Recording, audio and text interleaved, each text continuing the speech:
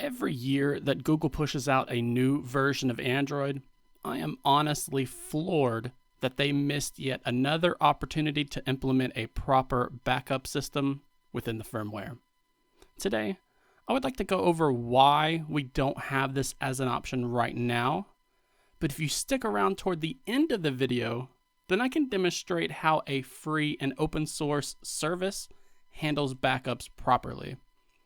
So you can see what's available within the custom ROM community and see just how easy it can be added to Android if Google only prioritized features like this.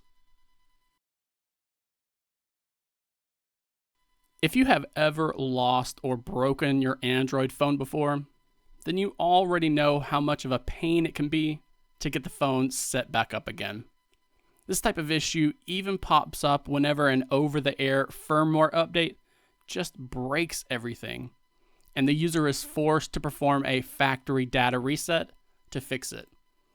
If you're able to get anything reliable from Android's current backup system, then you may still have access to your text and your photos. But when it comes to application data, you have to hope that the stars have aligned for you that day.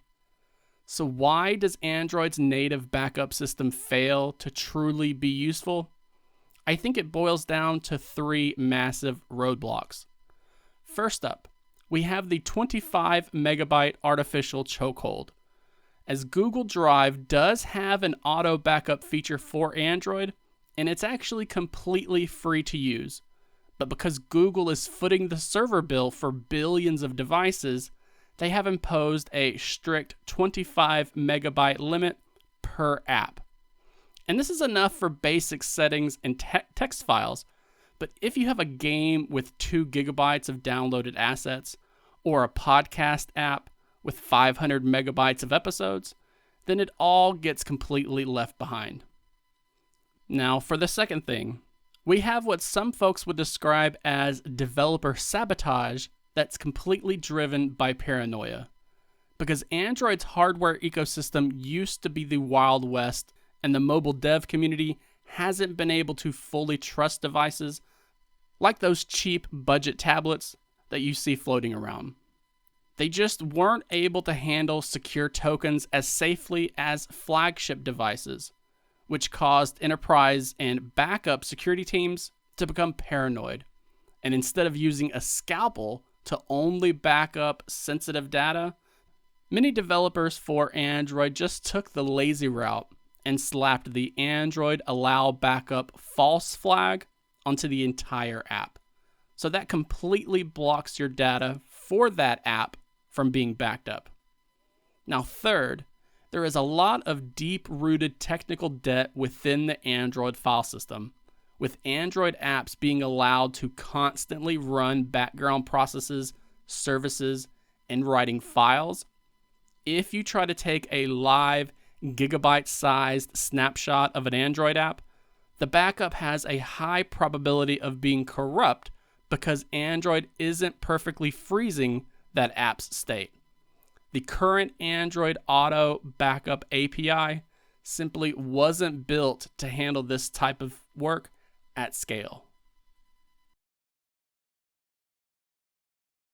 Honestly, if Google wanted to fix the app data backup system, they could. It's not like they are oblivious to what the Android firmware needs in order to get this done. So yes, Google could rewrite this architecture. They could lift that 25 megabyte limit, and then they could let power users actually utilize their paid Google One storage for true full app data backups. But right now, between the developer paranoia and the immense technical hurdles, Android users are left with the short end of the stick when it comes to backups.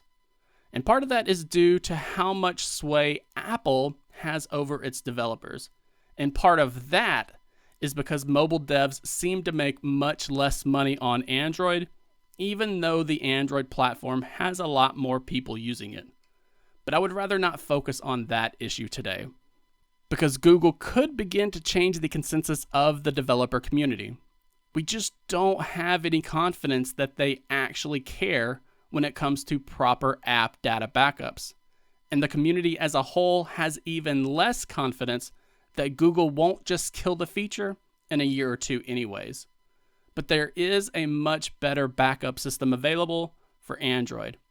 It's an open source backup service called Seed Vault, and it doesn't even require you to have root access. The sad part, though, is that Seed Vault does need to be implemented into the firmware build process. And this is why you only see this feature embedded into custom ROMs right now. But it still doesn't require root access. So ROMs like Lineage OS and Graphene OS are able to use it without compromising any security. So to give you an idea of how this can work, I wanted to show you the restore process here today. Over the weekend, I took a Seed Vault backup on my daily driver, the Pixel 9 Pro XL. Then I immediately reset the Pixel 7 Pro that I have here, and I installed Graphene OS on it. So we have a blank slate. Now I have that backup saved on this USB drive, and I'm going to proceed with the restoring process for Seed Vault. This way, you have an idea of how the feature will work even if you have to migrate your data to an entirely different device. And if an open source project like Graphene OS can use a backup tool like Seed Vault, imagine what Google could come up with. For some, it just makes it look as if the company is being lazy. But for others, they're wondering if there are any political reasons why Google hasn't added in such a feature. So I would love to hear your thoughts on this topic. And if you really want to see a prop-up backup system in place for Android, then you're going to need to send them feedback about it. There are many ways to do this, with some devices having a feedback option within the Settings app. You could also use the Google Play Store feedback page. Since the app data being backed up are for applications downloaded via the Google Play Store. Or you can submit a feature request through Google's issue tracker for Android. Just let me know if you have any issues finding or submitting feedback to the Mountain View tech giant, and I'll do my best to help point folks in the right direction from within the comment section below.